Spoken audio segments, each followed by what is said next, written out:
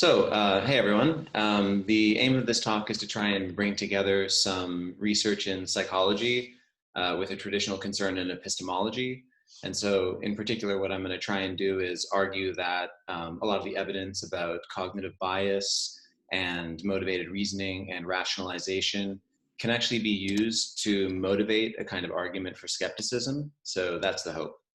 Let's see where we go. Right. So just by way of introduction, in contemporary epistemology, most epistemologists tend to be fallibilists. So a fallibilist is someone who thinks that we can know things on the basis of justification that is less than fully conclusive, or they think that your justification needn't guarantee that your beliefs are correct in order to have knowledge. And there's this question about why you'd want to be a fallibilist. And the general idea here is that, as Stuart Cohn puts it on this quote I've put on the slide, it's widely accepted that if you deny fallibilism, if you go in for infallibilism, then that theory of knowledge would be, as he puts it, doomed to a skeptical conclusion. So there's a general worry from lots of people that if you deny fallibilism, you embrace skepticism. So it's a good thing to be a fallibilist because you get to avoid the skeptical conclusion. In this talk, what I want to do is consider a question about whether or not the fallibilist really does escape the clutches of the skeptic. So the idea here is just that a theory might be fallibilist while nevertheless still espousing epistemic standards that are too demanding to be regularly met. And so the thought is that you can be both a skeptic and a fallibilist. And that might seem like a puzzling combination of ideas. If it does, it's presumably because fallibilism and skepticism are often depicted as though they're opposing views. So it's often said, that we'll embrace fallibilism to escape skepticism. But again, I think fallibilism alone does not guarantee that most of our ordinary knowledge claims are going to be true. And so I'm hoping to defend a version of skepticism that's compatible with fallibilism, but also supported by some recent work in psychology. And the thought here is that we humans are in a way just too kind of cognitively impaired in order to achieve even fallible knowledge, at least for many of our beliefs. So the main claim I'm going to be trying to defend is that we often cannot properly trust our ability to rationally evaluate reasons or arguments or evidence, which I take to be a fundamental kind of knowledge-seeking faculty. The kind of skepticism I'm going to defend very quickly here is going to avoid two common complaints, which I think is a virtue of the view. So one common complaint against the skeptic is that skepticism often assumes something like unreasonably demanding standards. So the anti-skeptic is someone who will often say something like, well, yes, we can't establish the truth of our belief with 100% certainty, but who cares? So what if nothing meets this incredibly high standard? After all, many things are probably true, and it is reasonable for us to believe those things. So here's Baron Reed giving expression to this idea. He says, our faculties are still very good, and they allow us to achieve a more modest sort of cognitive success. Fallibilism then takes that modest success to be knowledge. So this kind of common criticism against skeptical arguments is roughly the idea that it in some way depends on too stringent a conception of knowledge. So that's one common complaint. A second common complaint is that the skeptic tends to rely on kind of far-fetched scenarios like evil demons, brains in bats, you know them. So a worry is that in doing so, it's harder to convince people to take skepticism seriously. So here's Brian Francis writing. He says, undergraduate students will often object, why on earth do some philosophers take the brain in a vat hypothesis to pose any threat at all to our beliefs, given that those very same philosophers think that there is no real chance that the brain in a vat hypothesis is true? The students would understand the fuss over the brain in a vat hypothesis if there was some decent reason to think it was really true. So again, I take this to be a kind of common source of resistance to taking skepticism seriously. So what I'm hoping to outline is a version of skepticism that I call hard-hitting skepticism, where the hard-hitting skeptic is someone who's going to avoid these two objections, and they will do this by meeting the following two conditions. So first, the hard-hitting skeptic is not going to assume the standards for knowledge are unreasonably high. And second, they're not going to rely on far-fetched possibilities. And here I'm taking my cue from some work by Brian Francis on live skeptical hypotheses. So the hard-hitting skeptic is someone who's not going to base their doubts on, is not going to base their view on doubts that are what you might call just purely philosophical doubts, but rather they'd be based on what someone like Charles Peirce would say are real doubts. And after all, we don't really doubt the existence of the external world. Okay, so now bringing skepticism together with some stuff in psychology.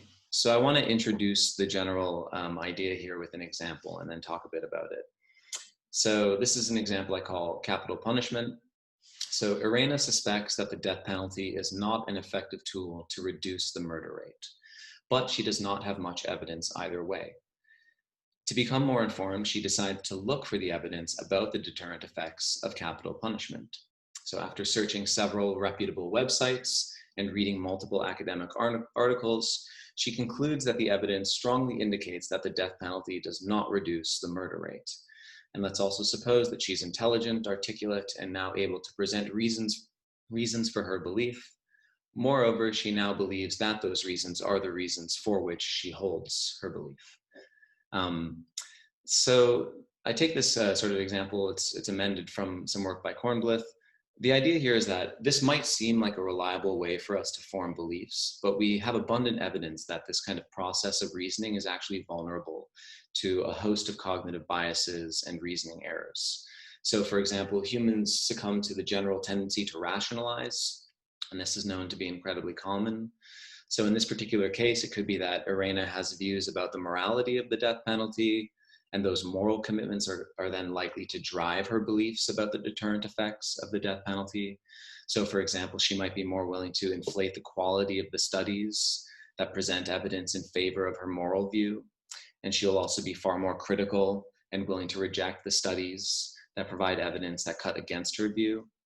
And so her view about the death penalty's effectiveness is not then going to be the result of her understanding of the relevant data, but rather the opposite. Her understanding of the relevant data is going to be something that is at least in part the product of her moral beliefs. Moreover, the data suggests that people are often completely unaware of this fact, that we're engaging in these kinds of processes. So the general idea here is that our minds can be quite biased. Irena is not a unique case. Indeed, there's a vast amount of work in cognitive psychology that indicates that we all frequently interpret and filter evidence in ways that tend to fit with our antecedent worldviews. Indeed, here's the cognitive bias codex that includes 168 different biases, many of which are quite frequent. We succumb to quite frequently. And so these biases and psychological shortcomings pose a significant epistemic threat to our beliefs. When our beliefs are often shaped by these, as I'll call them, sources of unreason, this is then going to cast doubt on the epistemic quality of those beliefs. And so this, I think, raises a general kind of doubt about human reasoning, at least about many cases. So our reasoning is often going to be corrupted by many of these cognitive and affective biases, and that's going to make it difficult for us to think clearly and objectively about many issues. And the worry here is that these kinds of cognitive shortcomings are not rare, but rather they're indeed quite the norm. So this leads me now to a kind of skeptical argument that I'm hoping to motivate in light of this research. So the skeptical argument goes like this. Many of our beliefs are shaped by sources of unreason, or I take that to just refer to the collection of kinds of biases to which we succumb. When a belief is likely shaped by sources of unreason, we should significantly reduce our confidence in it. Therefore, we should significantly reduce our confidence in many of our beliefs. From this, we can also, I think, derive a kind of skepticism about knowledge. So we have a reason to significantly reduce our confidence in many of our beliefs. If we have a reason to significantly reduce our confidence in a belief, then that belief does not amount to knowledge. Therefore, many of our beliefs do not constitute knowledge. So here I've argued in a way that our beliefs are often shaped by sources of unreason, but the skeptical argument that I'm trying to present doesn't actually require our beliefs to have been shaped by any such source. All that's really required is that the relevant belief is one that reasonably could have been influenced, I think, by a source of unreason, and we cannot tell when this is occurring in the relevant case. So we have a kind of defeater for those beliefs that are in fact sometimes based on still good reasons. Okay, and now just as before I end, I want to try and anticipate what I take to be the two most natural kinds of objections to this sort of argument. The first has to do with its scope. So this view tends to target a set of beliefs or propositions that I think is much narrower than traditional, more radical forms of skepticism. So, external world skepticism aims to undermine all of our beliefs about the external world. So I'm happy to concede that this view is narrower than that, at least. But I think it has two things going for it. One is it packs more punch because it provides us with a real kind of reason for doubt. But the other thing I want to say is that this limited scope is not really all that limited. It's going to affect the usual things like moral, political, religious, philosophical beliefs. But it's also going to affect lots of other kinds of beliefs about our family, our favorite sports teams, our personal qualities, our job, our general life choices. It'll affect any of those beliefs that are influenced by implicit biases, as well as in-group and out-group kind of biases, including judgments of other people, as well as judgments of the quality of their testimony. And there's going to be many other issues, pretty much any of those that tend to affect our interests or stir our emotions or challenge our worldview. So that's one of the objections that I'm a bit worried about, but I'm hoping to at least blunt its force. The other one that I'm quite worried about is a self-defeat one. So I'm here attempting to convince you of a skeptical conclusion via, I hope, rational argument. And so you might wonder, am I preventing myself from establishing the conclusion? Does it backfire on itself in this way? 1 minute left. Thanks. What I want to suggest here is, well, as a skeptic, I'm willing to admit that we don't know the conclusion of my argument. But to say that we don't know the conclusion of my argument is not to say that we know it's false. Rather, it's to say something like we're simply left uncertain as to whether it's known. And moreover, I think this kind of view is going to be compatible with the idea that we have at least some kind of epistemic justification to believe the conclusion of my argument. So I do not need to argue that these beliefs entirely lack justification. So the thought here is that we can have some kind of epistemic justification for believing that the skeptical conclusion is true, even if we don't know it's true. Thank you.